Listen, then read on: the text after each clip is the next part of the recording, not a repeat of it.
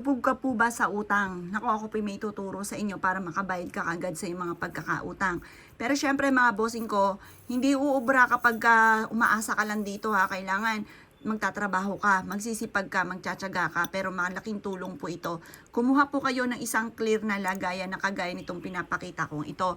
Nakakatulong po ito upang sa ganon, kayo po ay imbis po na lagi may problema tungkol sa usapin ng kaperahan. Makakatulong po siya para ma-reverse ang mga nagaganap. Imbis po na problema, puro kaswertehan naman ang darating po sa inyo. Proven po siya mga bossing. Ito po yung ating bigas. Mati kasi mga boss, pagdating sa usapin ng bigas, nagdudulot ito ng kasaganahan, nagdudulot ito ng pera, nagdudulot ito ng tungkol sa usapin ng pampinansyal para sa buong pamilya.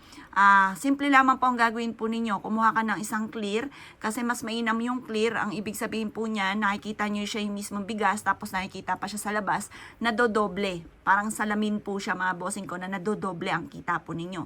Ito po, nadodoble ang blessing. Ang gagawin nyo lamang, kukuha ka ng dahon at susulatan nyo po siya ng 168. Ang ibig sabihin ng 168 mga bossing ko ay pag-attract na swerte lalo na sa pera at kasaganahan at tagumpay para sa buong pamilya.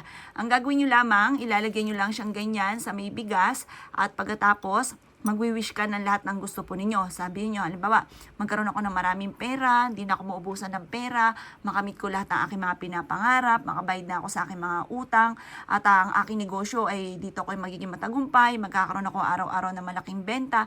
Ganun ang mga pagwi-wish na walang gamit na sana, direct to the point kapag nag-wish po kayo. Ito po, sabihin niyo na lahat ng gusto ninyo na walang gamit na sana, magkakaroon ako ng maraming pera. Ganun po mga bossing ko, ang pagwi-wish siya, huwag kang gagamit na sana. Kasi pag nag-wish ka ng may sana, ibig sabihin 50-50. Hindi ka pa sure na magkakaroon ka talaga ng maraming pera. Ngayon pa mga bossing ko, ang gagawin nyo lamang, ibilad nyo siya sa sinag ng araw. Pag nabilad nyo na siya hanggang alas 8, kunin nyo po siya. Ilagay nyo po ito sa inyo pong hapagkainan, sa dining table po ninyo. Makakatulong po ito upang sa ganon, laging masagana ang pamumuhay para sa buong pamilya. Proven po ito mga bossing. Pwede rin po ilagay nyo po ito sa wallet ninyo, maglaan ka ng kapranggot na butil ng bigas, na mga mabibintog na butil ng bigas, at maglagay ka ng dahon ng laurel na may 168 mga bossing.